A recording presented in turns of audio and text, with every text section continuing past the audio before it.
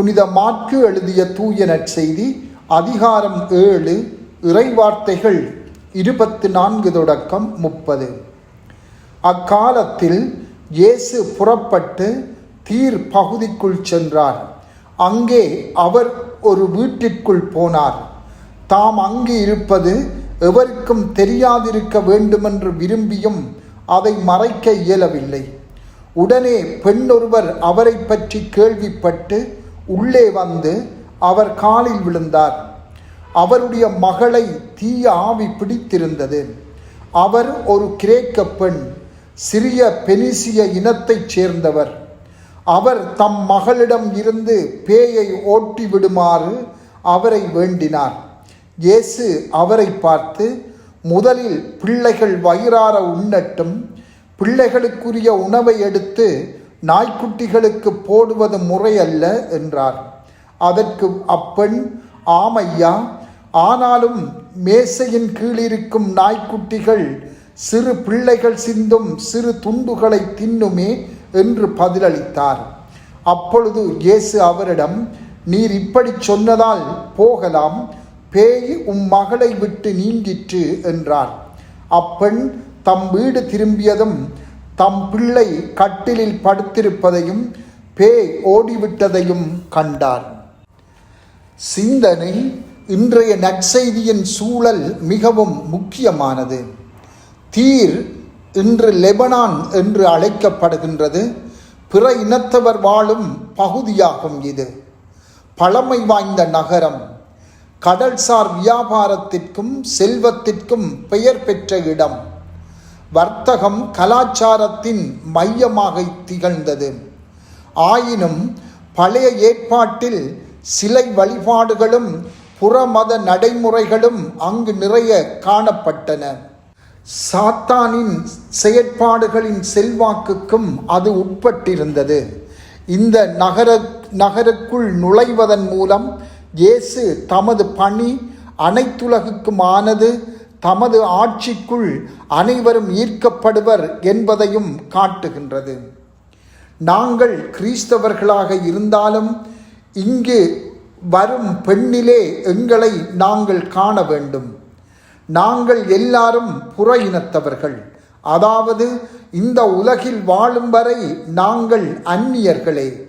அலகையினாலும் பாவத்தினாலும் சோதிக்கப்படுபவர்கள்.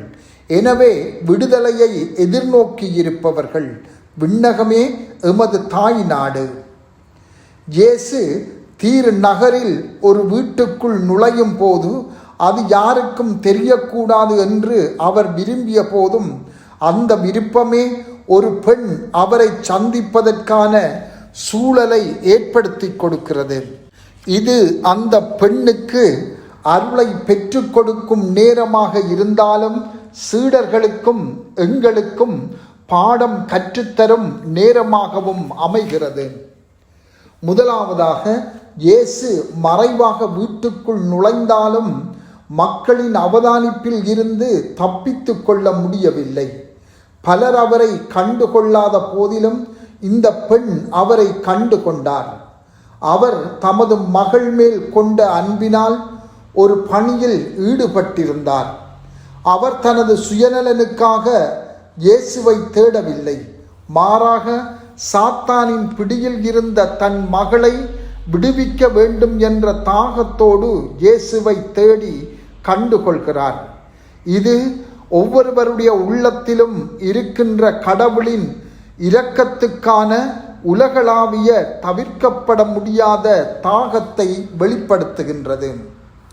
மேலும் உள்ளங்கள் மற்றவர்களுக்காக அன்பினால் பற்றி எரியும் போது இயேசுவின் பிரசன்னம் எமது பார்வையில் இருந்து தப்பாது. அன்பு கடவுளின் அருளுக்கான, உண்மைக்கான எமது ஆன்மீக உணர்திறனை கூர்மைப்படுத்துகிறது.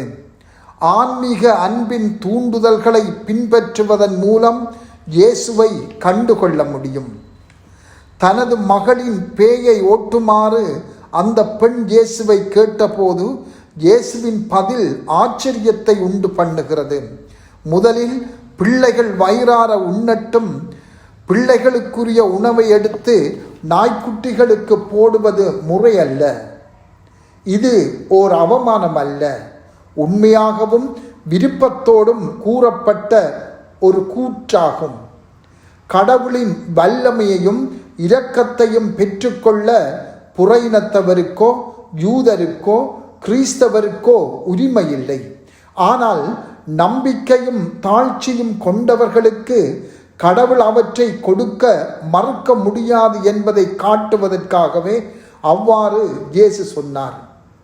அந்த பெண்ணின் பதில், ஆமையா, ஆனாலும் மேசையின் கீழிருக்கும் நாய்க்குட்டிகள் சிறு பிள்ளைகள் சிந்தும் சிறு துண்டுகளை தின்னுமே என்று நம்பிக்கையையும் தாழ்ச்சியையும் வெளிப்படுத்தும் ஓர் அழகான அறிக்கையாக இருக்கின்றது.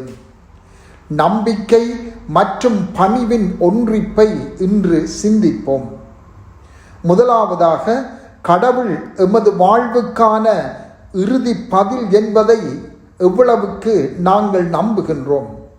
எமது அனைத்து விருப்பங்களுக்கும் மேலாக கடவுளின் விருப்பத்தை தேடுகின்றோமா? இரண்டாவதாக, எமது நம்பிக்கை ஆழப்படுத்தப்படும் போது நாங்கள் உரிமை மனப்பான்மையோடு வாழ்கின்றோமா? செபம்.